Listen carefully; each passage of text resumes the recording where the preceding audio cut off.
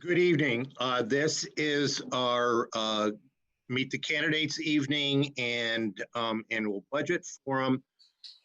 We are very pleased and happy that we are able to present the 2021 school budget and have our candidates speak to us as to the reasons why they want to run for the Board of Education, and also as to uh, their background and in wishing to serve, which in a position that I think is one of the most critical and vital and important positions in a community.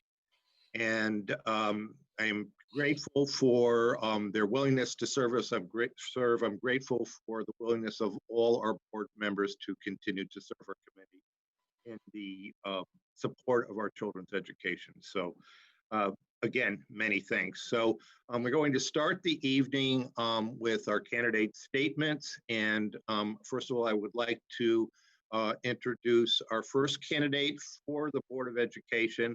Our two candidates are running unopposed.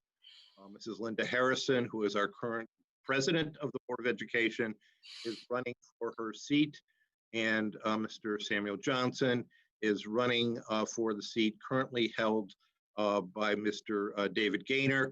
Mr. Gaynor will be leaving the Board of Education after a wonderful and dedicated period of extended service on behalf of our community and the children and staff of the North Colony Central School District. So thank you, Mr. Gaynor, and Mrs. Harrison, if you would like to begin with your statement.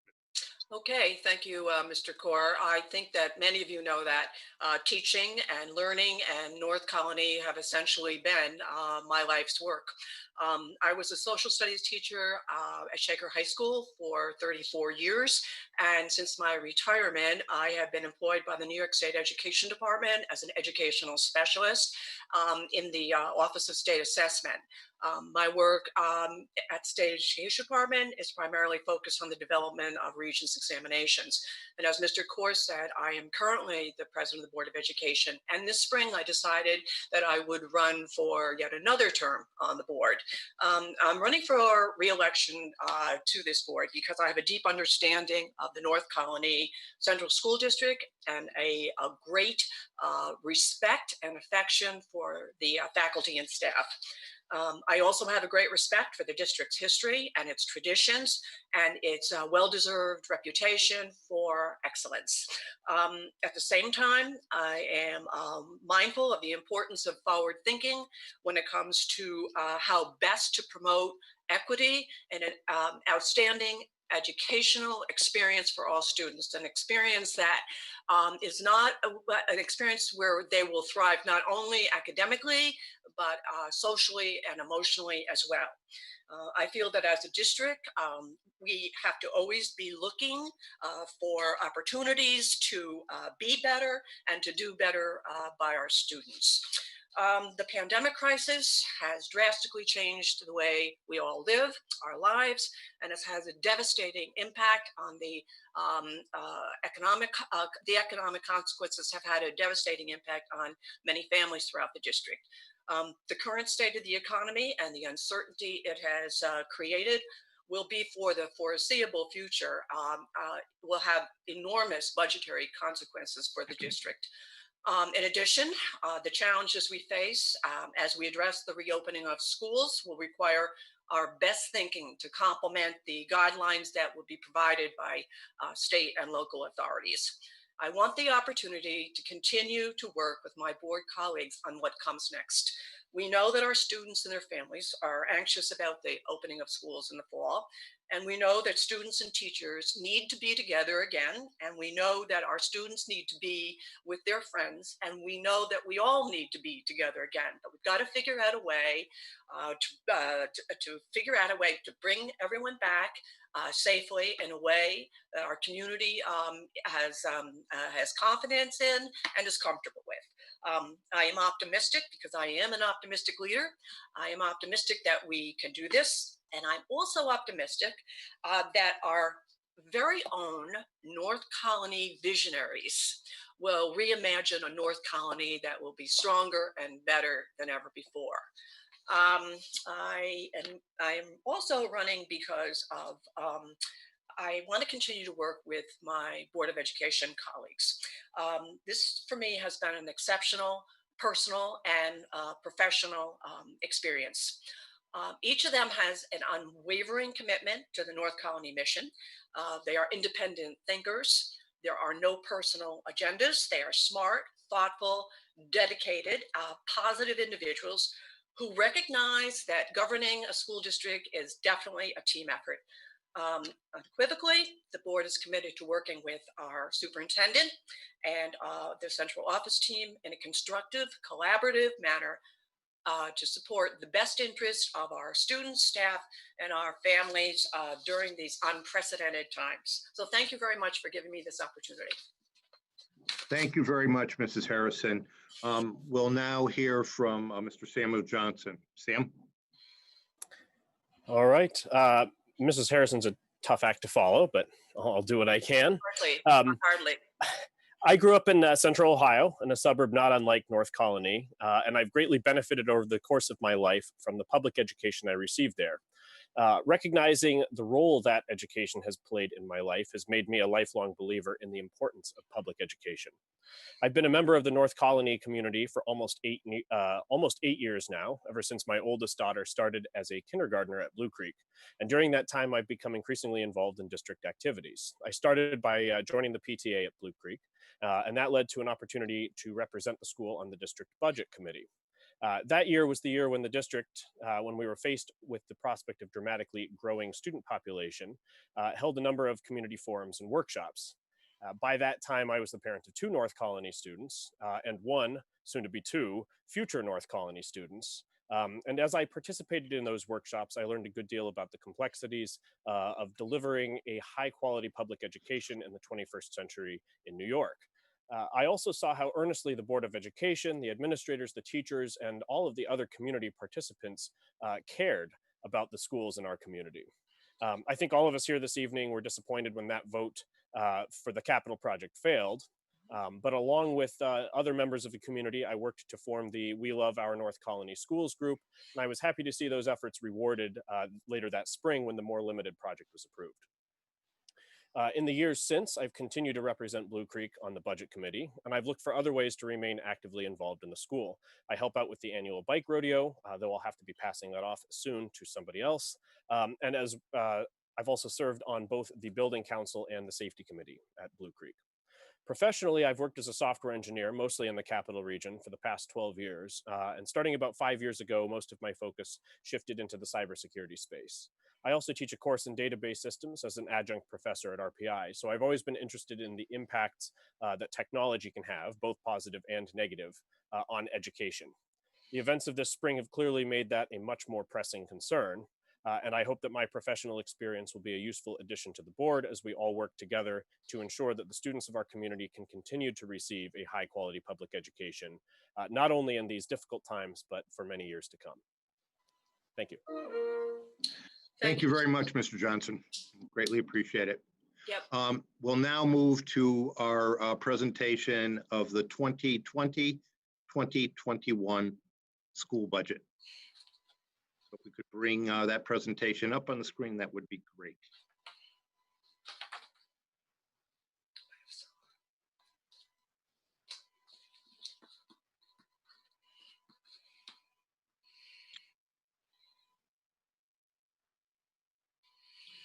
Well, thank you. Okay, and so why don't we go to our first slide here, and that's an important slide, and we'll put that up there for a few moments. So if you have questions or comments, please email them to communications@ncolony.org. So we'll leave that there for a couple of seconds, that people can get that. That's communications@ncolony.org. We'll put that up at the end of this presentation as well, and we'll continue to give people time to craft questions. Okay, let's go to the next slide. So And, if for those of you who have been with us on our budget committee, I'm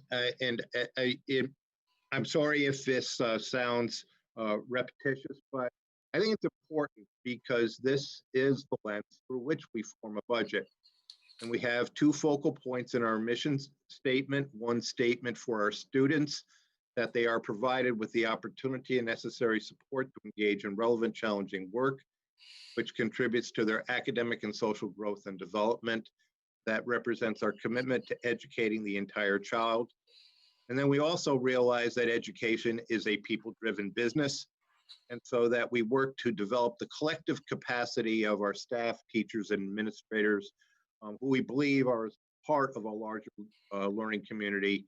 And we work together to build our collective capacity to provide this high quality, comprehensive, relevant, equitable education for all.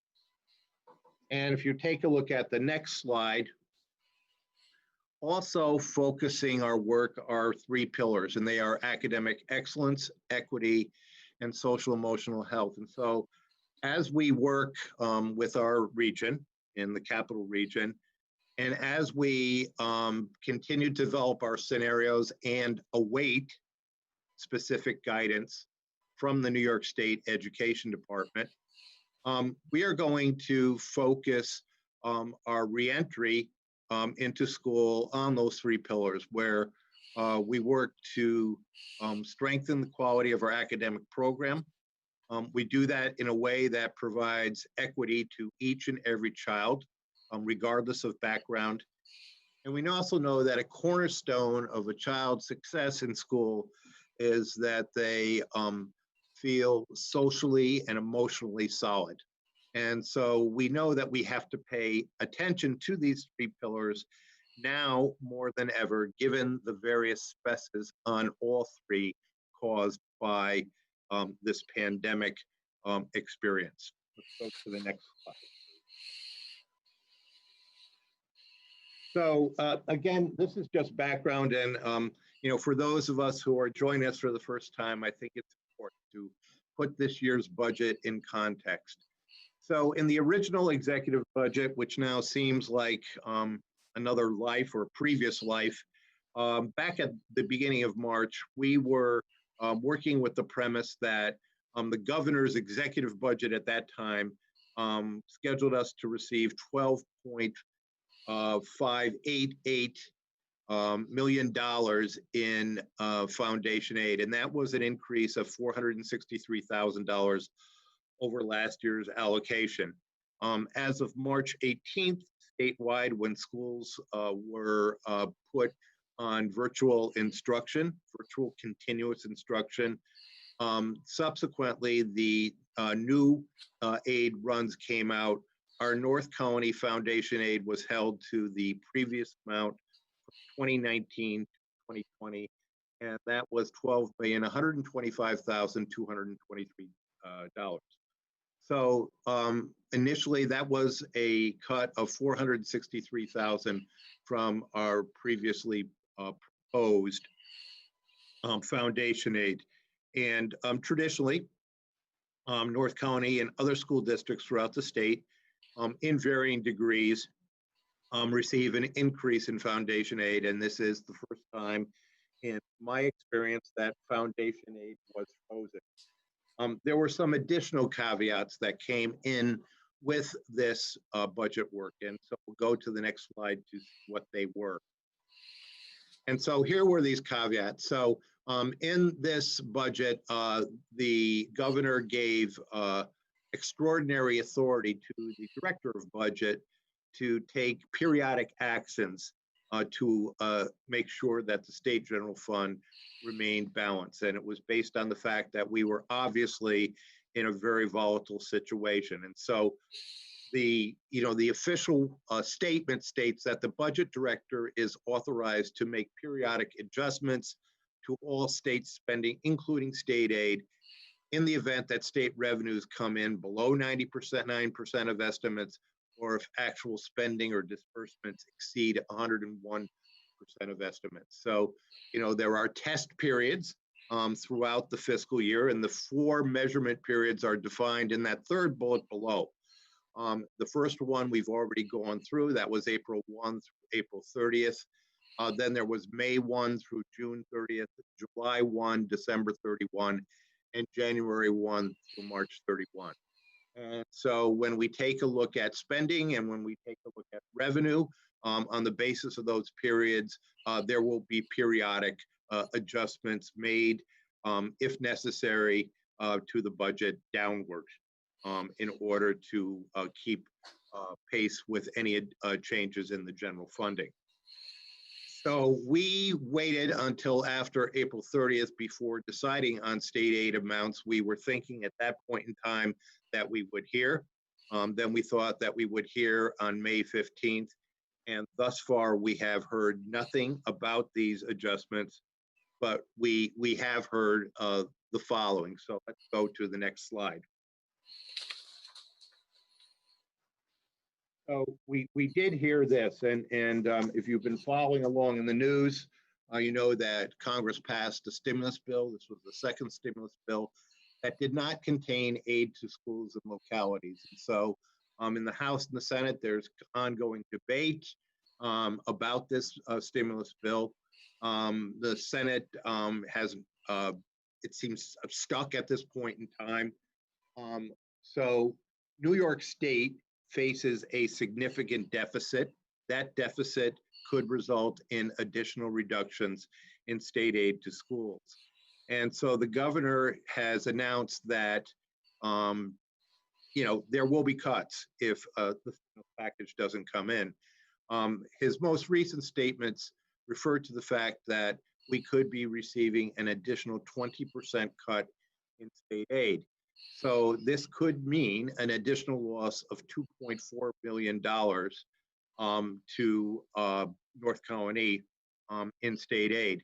So we are basing this as our current revenue assumption. We have nothing other than that, and in an abundance of caution, that is our operating number.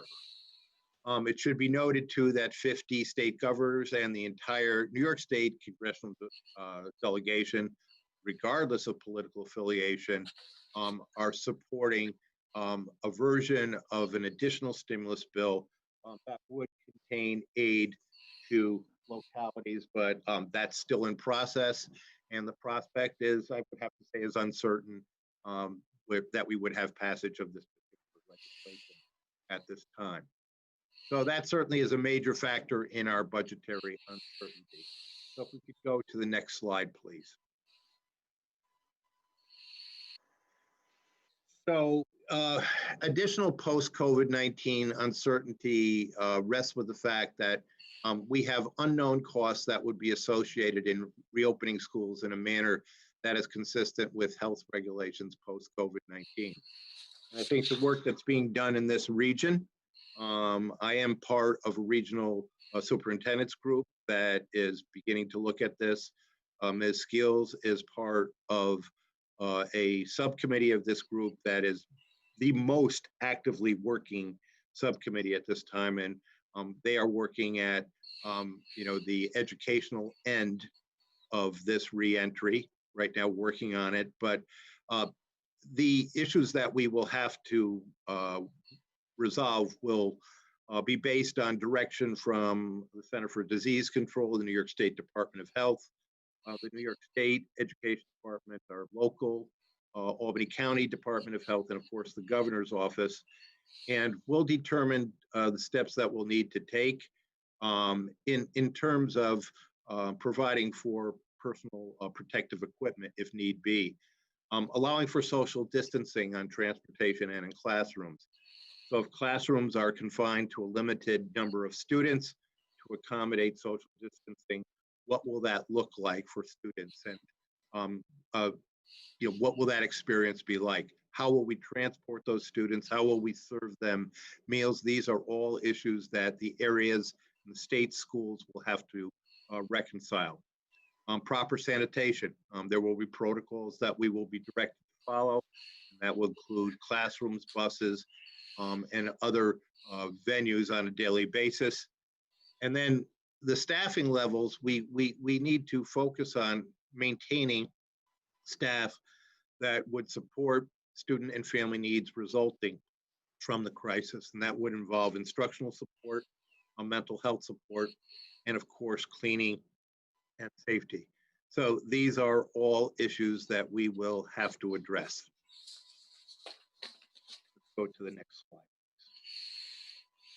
So when we look at our context right now for budgeting, we will feel the economic impact of COVID-19 into the next year. So the current budget gap for New York State is forecasted at least 13 million.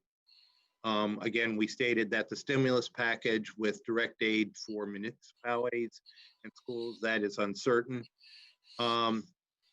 Actually, the good news, which could be conceived as bad news, is that this budgetary year, 2021, will be a better outlook than next year, 21-22. So why do we say that this year is better than 21-22?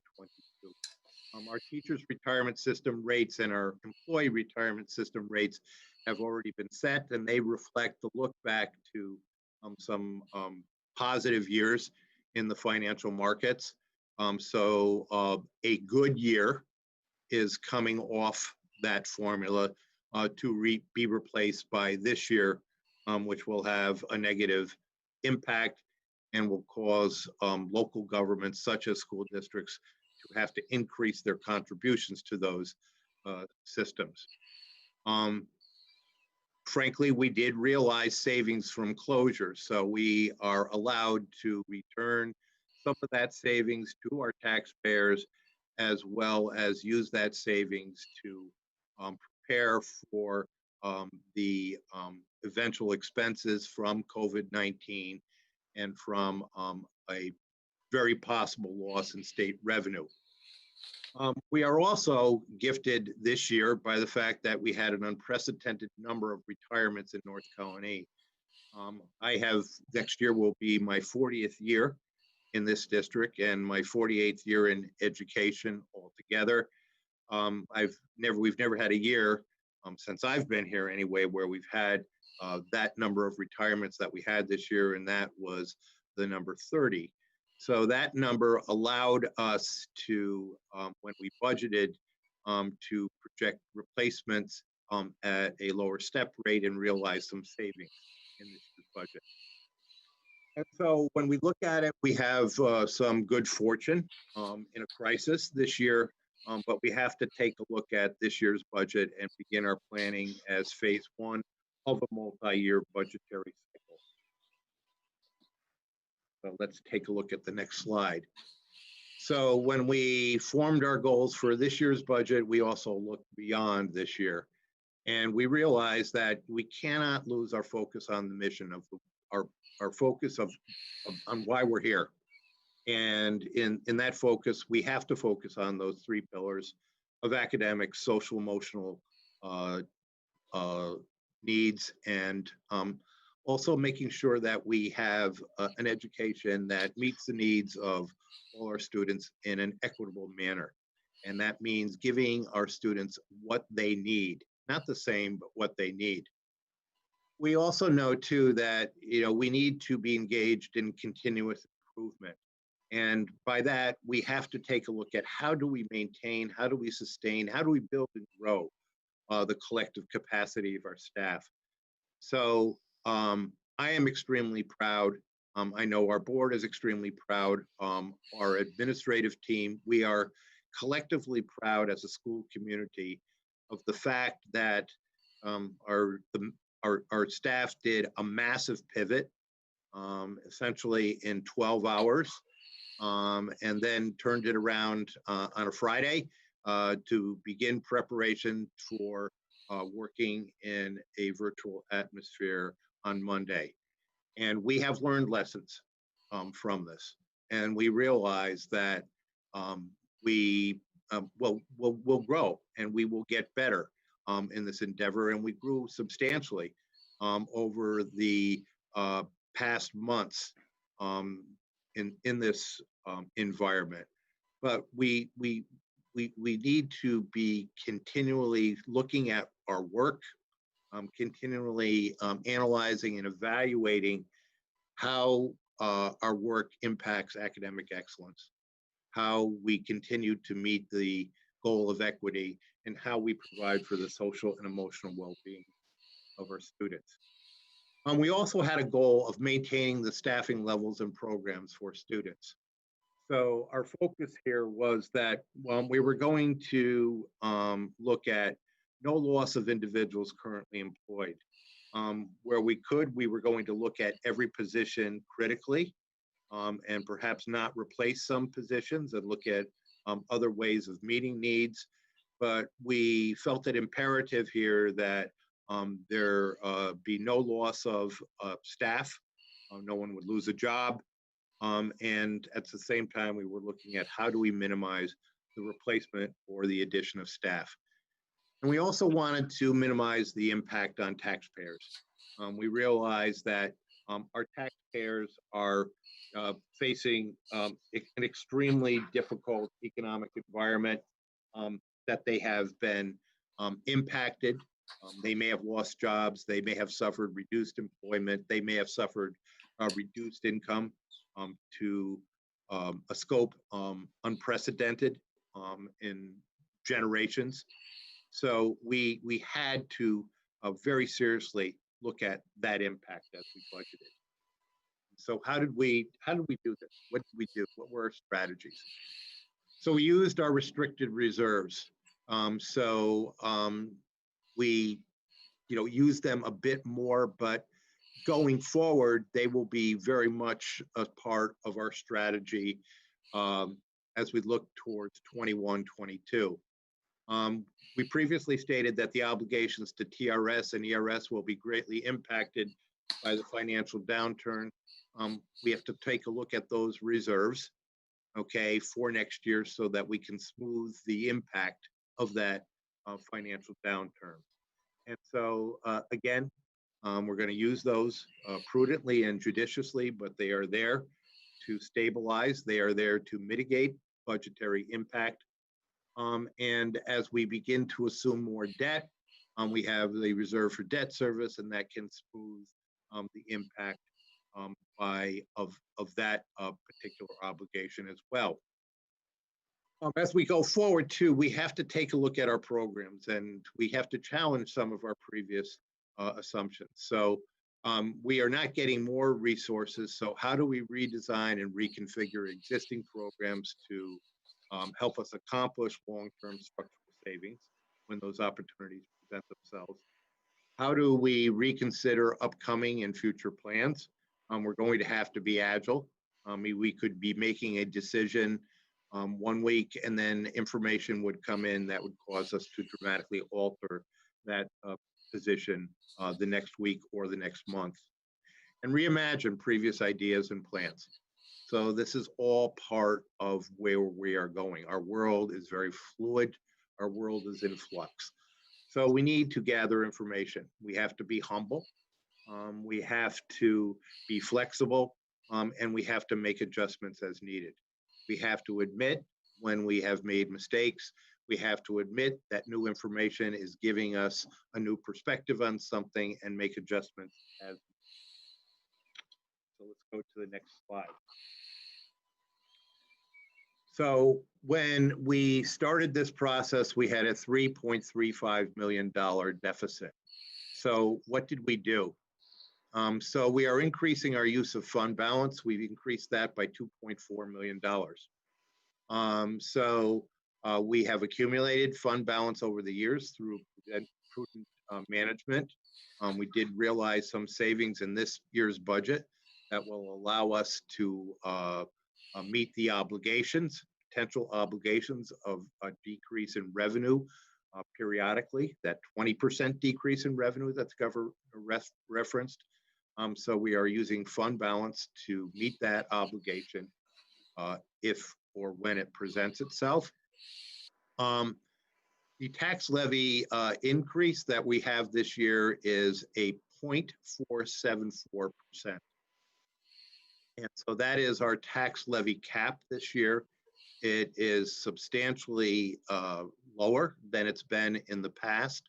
That 0.474, yes, you are reading that correctly. It is less than 0.5%. And we are going to be sharing some staffing and some services with the Manan School District. That is intended, particularly some English as a new language staff. Manans has a need. We have a need. So we have a staff member that we will share with them, new staff member. So that is a $40,000 add in revenue. We have to balance that off, however, with our decrease in state aid of $2.4 million. And so that is an anticipated 20% reduction in foundation aid. Let's go to the next slide, please. We also modified the following expenditures. So we backed out some debt service. We have bond anticipatory notes. This is short-term borrowing that we do. We are backing out $920,000 of a principal payment on that. We are deferring purchasing some equipment with, or I would say the best way of looking at it, we are either deferring or we are purchasing ahead some equipment for with the 2019-20 budget surplus that we have. And so that is in the area of equipment, it's in the area of technology, and in the area of instructional supplies. We are also budgeting an additional $500,000 for COVID-related opening costs. And that would be to meet our operational needs, our cleaning needs, our transportation needs, our educational needs, our mental health needs, the entire projected package of reopening costs. We are reducing non-instructional extra compensation, and that's overtime and substitute teachers, by $250,000.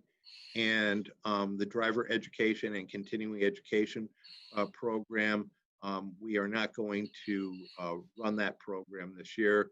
That would be a decrease of $10,000. And the custodial, it frees up 1.5 full-time equivalent custodians to devote their time to additional cleaning responsibilities throughout the school. So that was the thinking on that. Let's go to the next. So some modifications. There were requests initially made. These are not positions that are being eliminated. These were additional. There was 4-time full-time equivalent cleaners that were proposed, a 1.0 grounds person. We're not going to add those to the budget. And as we stated before, we have 30 retirements. So these are reductions through attrition, which means they are not people who lost jobs, but they are jobs that are not being filled. So those are 2 administrator positions, 3.6 full-time equivalent clerical positions, 8.0 full-time equivalent educational aides, and 9.1 full-time equivalent teaching positions. And that amounts to a savings of $1.4 million. And then we are utilizing some of our federal grants. We're putting the salary of one of our social workers into that federal grant that's coming out of our general fund. And that's a decrease in general fund expenditures of $5,000. Excuse me, $50,000. Next slide. We are adding staffing positions. So as mentioned earlier, that's an add of $175,000. We have additional English as a new language learners. We're going to share a position with Manans. So that will be a shared service. To meet our needs in special education, we have to add a staff member. Our music program is an important and growing program within the district, and this is represented as a 0.2 full-time equivalent music position, even though the retirement of the person who was in that position was an 8/10 music and 2/10 art. So the loss actually was in art, so it in a sense, it is taken as a 0.2 full-time equivalent increase from using. We're looking at a revenue increase by going out at our tax rate at 0.475% and our expenditure reductions of $2,895,000. So together, that is how we close that gap of $3,350,000. These additional new positions were already included in our base budget. And they were four full-time equivalent teachers. They are driven by enrollment increases at the elementary level. That's a total of $320,000. And we are adding the position of bus driver, trainer, dispatcher for $68,000. That was included in the base budget. Let's go to the next slide, please. So this is a requirement that we have to fulfill for New York State. And so this is the New York State School Report Card. And this reports back, there is a lag on it, but it will show you what the spending trends are. So this represents the 2017-18 school year. We didn't deliberately select this. This is the most recent data supplied by the state. As I said before, it has a 2 to 3 year lag, but you can see the trend here. So when we look at our general education expenses and our special education expenses, you can see that we educated at this time 5,755 students, and 797 of those were special education students. Cost per pupil was $10,356 in general education, $26,184 in special education. In our similar school group, okay, the average cost, and these are schools that are considered by the states to have high resources and low needs. The average cost statewide was $15,400, and statewide in special education was $41,372. So for our similar school group, we were considerably below that. But for the total state average, we were also considerably below that. For general education, it was $13,370, and for special education, it was $32,280. So that is the most recent data supplied by the state in terms of expenditures per pupil. So this represents our expenditure budget. It represents a revenue budget, and so you can see the comparison here. Property taxes, we are raising in revenue $415,995, and that's a 0.474% increase in taxes. Our payments in lieu of taxes have gone up by $241,000. You can see right there, we factored in our loss of foundation aid at $2.4 million. Our building aid has gone up $870,000. The annexation aid from Maplewood has gone down $285,659. That is, in the final stages of its 14-year boost to the district. In the last 9 years, it declines by about $285,000 each of those years. So that aid, we have 1 more year left of Maplewood aid, and that will be at $285,659. Our transportation aid is based on expenses, what we spend on transportation the previous year. That's up by almost $52,000. BOCES aid is based on what we expend with BOCES. That comes back the next year. That's up $254,000. Our high cost aid is up nominally at almost $9,000. Our materials aid is up at $8,400. Those are for it's for textbooks and for technology, software, hardware. All other aids lumped together are up $120,580. We have a total decrease in state aid netted out at about $1.4 million. Tuition and special education reimbursements are up by 34,000.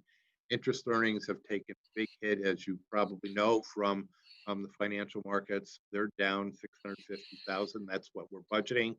And other revenue from tuition payments and the like are down $247,850. The bulk of that comes from the Manans School District. Most Manans 8th graders come to 9th grade at Shaker High School. The revenue depends on the size of the graduating class in Manans on any given year. So that represents that loss in tuition there. We are designating more fund balance, $4.8 million. That's an increase of over $3 million. We are designating $155,000 from our newly formed TRS, Teachers Retirement System Reserve, designating $200,000, which is the same amount as we designated last year from our Employees Retirement System Reserve. Compensated absences, $50,000, that holds true. And we've beefed up our unemployment reserve to $35,000. So that is an increase of $35,000. So we're looking at a total use of reserves of $5.24 million, an increase of $3.24 million over last year. So our total revenue budget is $117,979,501. That's an increase of $1.7 million or 1.43%.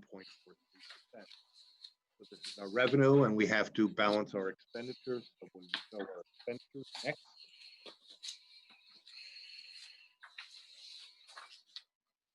And so when you take a look at our expenditures, our staff expenditures are down over $1 million. That's a change in negative 1.6%. I mentioned our retirements and some of our reductions due to attrition. Our fringes, our healthcare costs and the like are up 7.13% by 1.986 million. So the total salary and fringe benefit increase is 0.93%, or $891,000 approximately. Our expenditure budget for textbooks is almost the same. It's up about $2,000. Utilities are up 1.33% by about $19,000. Our BOCES services, we are increasing our purchases and our use of BOCES services due to the aid that we get on that. So that's up by $306,000, an increase of 11.17%. Special education department expenses are about constant, down slightly. Operation and maintenance are up by about $42,000. We're holding constant at diesel and gasoline. Our insurance costs are up by about $19,000. Refund of property taxes, we're holding that expenditure at about $100,000. Our workers' compensation up 24.71% at $105,000. Health services to other districts, that's up by $8,000. Charter schools tuition up by $80,000. All other expenses lumped together, $54,364. And so our total contractual services are up $632,000 or 6.31%. Debt service, we have a slight reduction in that by about $66,000. Interfund transfers moving up to $50,000. That covers our summer program and some building costs. Equipment costs, we're reducing by $337,940 or by 16.5%. And our supply budget is up $490,000 or 22.184%. So our total expenditure budget is $117,979,501. That's an increase of $1,661,401. And that's an increase of 1.43%. So $1,661,401, a 1.43% increase, and that is how we balanced our budget. This is another way of reflecting it. So it shows, we break it into 3 areas: instructional, administration, and capital expenses. And this is a state prescribed formula.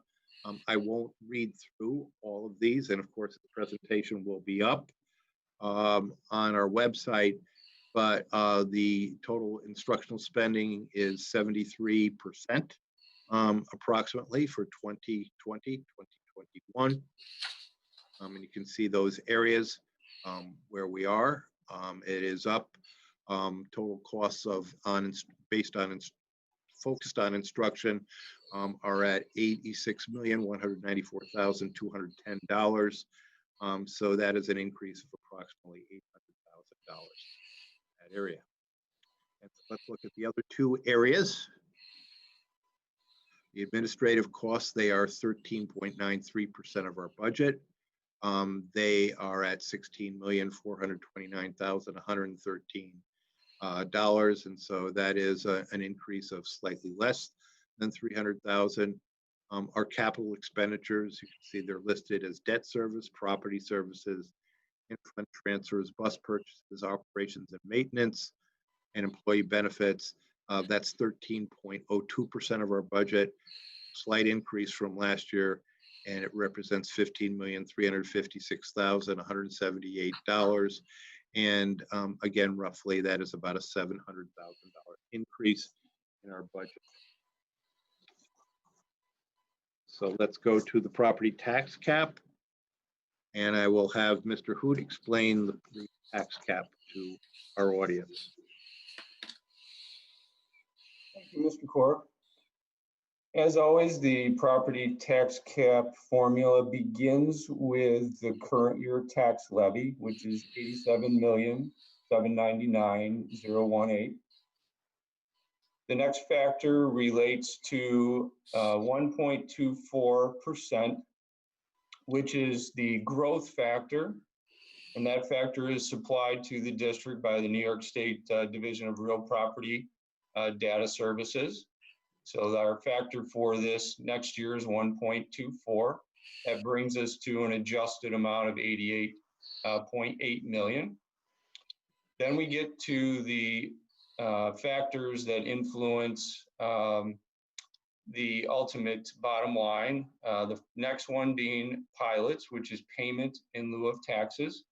Those are agreements that are provided by the IDA. In this current year, we're realizing $252,280. And if I jump down to the bottom, just to stay with the pilot theme, next year we anticipate $493,372. The next item is the capital exclusion. And for us, that includes our school bus purchases included in our general fund budget each year, our debt service payments, our principal and interest payments on existing debt, plus our existing bond payments, our bond anticipation note payments on our current $106 million project. And subtracted from those expenses is state aid that the district receives on each of those areas, that being transportation aid on school bus purchases and building aid associated with capital projects directly related to building projects. The factor in the middle there is oftentimes 2%, as we commonly know this as a 2% property tax cap. Sometimes it is less than that because it's tied to a CPI index. And this year it is less, it is 1.81%, not 2% this year. So when we factor all of those things together, it brings us to a bottom line of $88,215,013, which is the 0.474% tax cap for the 2021 school year. Thank you very much, Mr. Hoop. So let's go to the next slide and we can take a look at what this means to our taxpayers here. So when we talk about that the growth in the tax levy does not equal the tax rate, and this is an important distinction for us to understand. So this year's tax levy increase, so we have a tax levy increase of 0.47%. But the rate, okay, what people will actually pay would be a decrease. So the decrease in tax payment would be about 0.9%. And the reason that is determined is that there is a growth in the tax base that has been estimated by the town tax assessor, and that's the assessment for growth 2020, 2021. So with that growth of 1.37%, that nets out a negative 0.9%. So we would estimate on the assessed home, the average assessed home in North County of about $300,000 in market value, assessed at $172,000. That would be a tax bill decrease, we would estimate, of $41 this year. That is exclusive of STAR. So we would look at no tax increase for this year and a slight tax decrease. And so let's look at how North County compares with the rest of the schools in the Suburban Council compared to full value tax rate. We are second from the bottom in tax rate per thousand. Saratoga Springs has a tax rate of $10.46. We are second at $16.59. And you can see the rest of the districts in the suburban capital region and the full value tax rate there. We'll go to the next slide. Okay, so if the school budget is not passed, we could go to a contingent budget. And essentially, the New York State law states that a district who adopts a contingent budget is confined to the previous year's tax levy. And so that would be at a 0% tax cap. So then we would have a budget shortfall of $1.95 million. We would have to reduce programs and staffing. We would have to use more fund balance or a combination of both. It would also restrict the purchase of equipment, funding capital projects, and the use of facilities by outside organizations. There would be strict limitations on that. So when we look at this budget, this represents what we think we have accomplished. If we could go to that next slide, please. So we've used attrition, and through retirements and resignations, we've eliminated 12.7 positions without eliminating a person from a job. We used our savings from the current year's closure to increase our fund balance at the year's end. And we are using the savings to offset expenditures and to reduce tax impact for our taxpayers. I do not remember a lower tax rate in my history in the district. We used our rainy day fund, our fund balance in a deluge, and it is a deluge right now. We are looking and will continue to look through shared services and grants. So we are putting the salary of the social worker into one of our federal grants. We are also sharing services with Manans, as previously stated. And as we received more information, we made the adjustments as needed. We made adjustments even though we don't have the full impact here of the governor's potential reductions. Go to the next slide, please.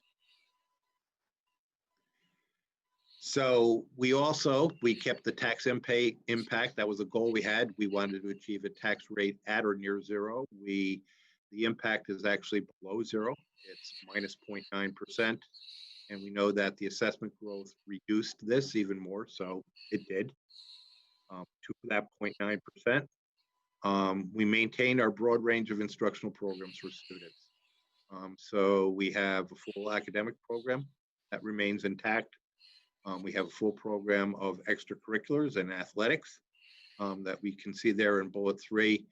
And again, we're proud of the fact that, yes, we used attrition to realize savings, but we did not lay off any staff members. So let's go to the next. So by executive order of the governor on May 1st, we will be voting by absentee ballot. And on the ballot, the budgetary proposition shall read as follows. It says, shall the proposed budget of expenditures of the North County Central School District for the 2020-21 school year in the amount of $117,979,501 be approved, and therefore thereof be raised by levy of tax upon the taxable property of school district after first deducting the monies available from state aid and other sources. So that is the resolution. That's the amount that individuals will mark their ballots, put them in the mail, or they could come to our district office. There will be a box outside the district office that they can deposit their ballot right up until 5 o'clock on June the 9th. So that's the annual budget piece of the vote on June 9th by absentee ballot. And absentee ballots will be mailed out shortly. And then we have a second important item that we will vote on, and you can take a look at the other part of the ballot. And that is that we have two Board of Education seats. They are uncontested seats. So as you can see there, the ballot will look like this. 1A is Mr. Samuel B. Johnson, you heard from earlier.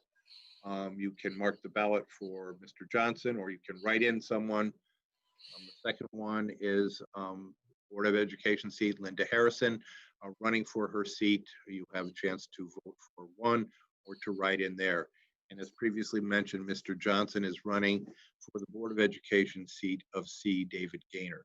That is write-in. You will be mailed a ballot, and so we'll talk about what that means in the next slide.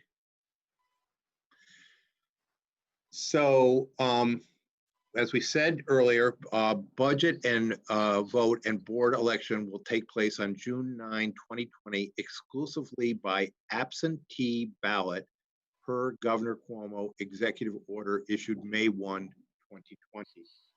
So the method of voting has been prescribed by the governor in his executive order of May 1, 2020.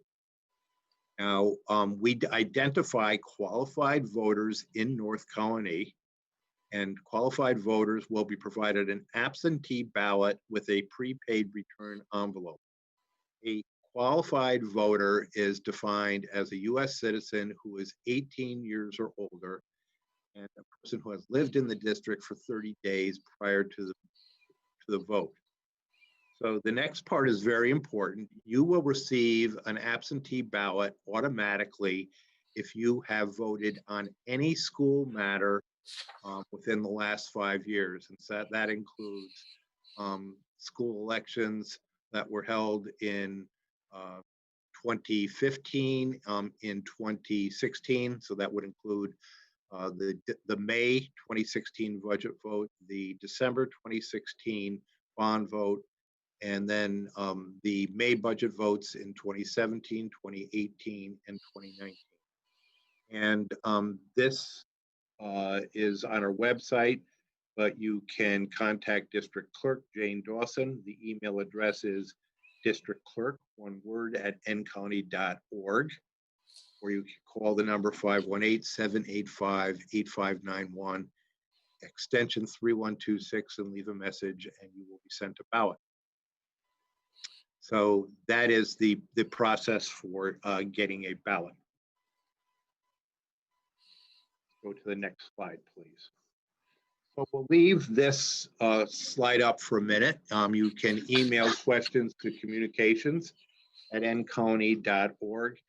And why don't we pause here for a minute, give people a chance to form questions if they haven't done so already, and if they would like to do so. We realize that there is a bit of a lag time coming in. So we'll pause here for about a minute, and then we'll see if we have questions here.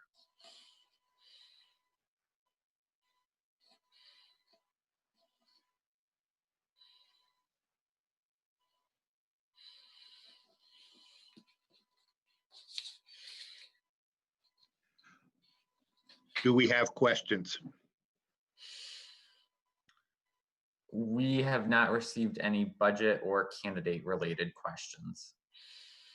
Why don't we stay on the line here for a couple of minutes? There may be some that are rolling in.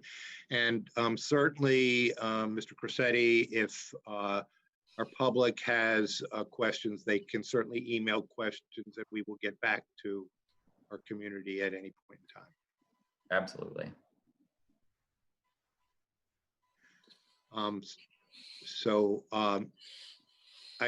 I'd also like to take this time here to congratulate our Board of Education on their work in helping our district to prepare a budget. Our board looks at budget preparation as a year-round endeavor. And in committee, they hear reports on the status of the district, various operations, both in education, in support services, and our board is active, informed, and involved. And so I want to thank them for their wonderful service. And I also want to commend our two candidates for their willingness to participate in civic life through service to their community and a Board of Education. So, Mr. Cressetti, if we don't have any more questions, I think that concludes our evening. Do we have any more questions? We do not. Okay. Thank you very much. Very happy to spend this May evening with our community here, explaining our budget and giving our community an opportunity, a chance to hear from our prospective board candidates. Thank you very much and have a good evening and be well. Thank you.